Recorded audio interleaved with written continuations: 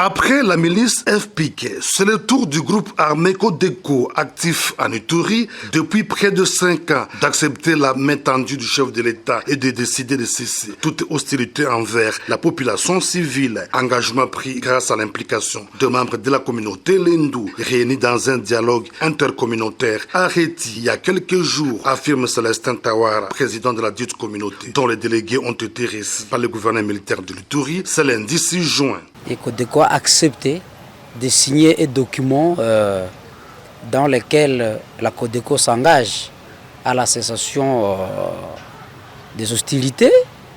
La Codeco s'engage aussi à adhérer au processus de Nairobi qui, du reste, c'est un processus de la paix. Selon Maître Célestin Tawara, deux listes de représentants de ces groupes armés qui vont interagir avec le gouvernement pour un aboutissement aéré de cet engagement sont en cours d'élaboration et pour aider les éléments de Codeco désormais favorables au processus de paix à respecter leur engagement. Le président de l'association culturelle, Lori, promet de mettre en place des commissions dans chaque entité Lendou.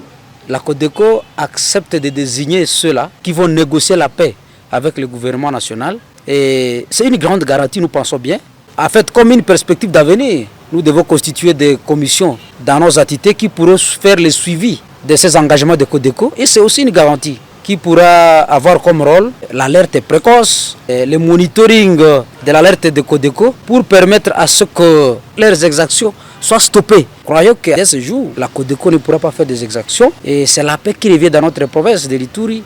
Et l'appel longtemps recherché. La lecture de l'acte d'engagement unilatéral de cessation des hostilités va intervenir dans les jours à venir.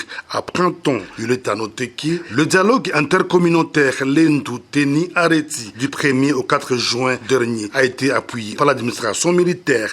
L'air a sonné pour que les autres fils et filles égarés de l'Ituri comprennent qu'ils doivent arrêter de commettre des exactions et toutes les énergies doivent être canalisées pour la construction de la province, a exhorté le gouvernement militaire de l'Ituri, le lieutenant général Luboyanka Shomadjouni.